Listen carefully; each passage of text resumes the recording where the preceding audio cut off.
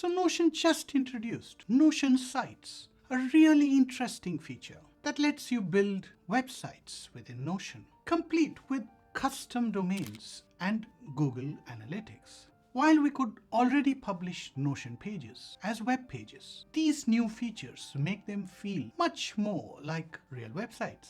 So Notion Sites simplifies web creation, allowing anybody who's familiar with Notion to create custom websites with ease. So today in this video, we're going to explore this under three main headlines. Number one, we're going to learn how to customize Notion sites. We're going to talk about who is it for, what's the competition, and how does this compare in terms of price? And what are the gaps in this release?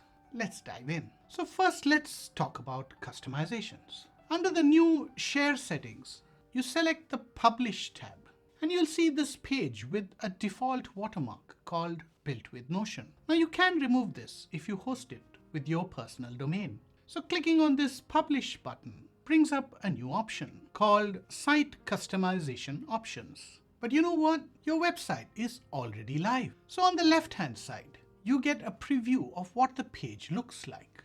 Now you can choose a theme for the website, whether it's light or dark mode, or you can also allow the user to follow their system settings. Now I'm going to stick with the light theme since I think it suits this website the best. Now you can use the default favicon provided by Notion or upload an image of your choice. The favicon is this little icon that you can see at the top. And now you can also link this to Google Analytics. It's a breeze. You just have to provide something called the measurement ID from your Google Analytics page. And it's pretty easy to create as well. Now onto the header option. So by default, all options are turned on. And you can't turn off the Notion watermark option unless you use a custom domain. So on the top banner, you will see breadcrumbs acting as a site title, a search icon for the site search, and an option to duplicate as a template, which I'll turn off for now. At the bottom, there's an option to add subpages, but currently you can't link other published Notion pages or external websites. Now, since these pages are Notion pages, you can use different blocks like titles, multiple columns, images, videos, simple tables, even databases, and of course, automations. Now, this lets you build a website just like building a Notion page without any coding. Now I use Squarespace for my main website, and trust me, it's still tedious when you're moving things around. And Notion makes it so much easier. Now to add your custom domain, go into Site Settings, click on the Notion site on the left and manage all domains. For any paid plan, you can now create up to 5 new Notion domains. For the free one, it's 1. Or you can add a custom domain priced at $10 per month.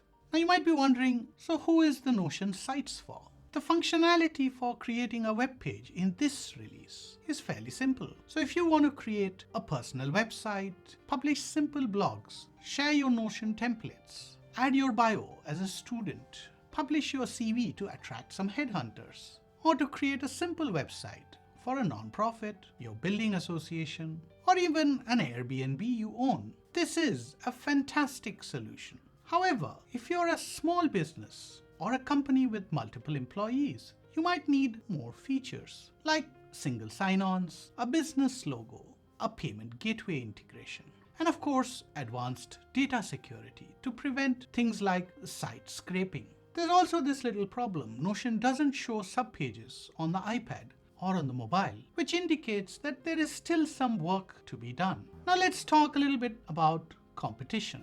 Now Notion Sites is up against some really established players. We spoke about one, Squarespace, but there are others. There's Wix, there's WordPress, there's Webflow, and there is Framer as examples. And it compares well against these players in the lower tier offerings. Now regarding pricing, Notion provides these additional features and 5 domains only for the plus tier and above.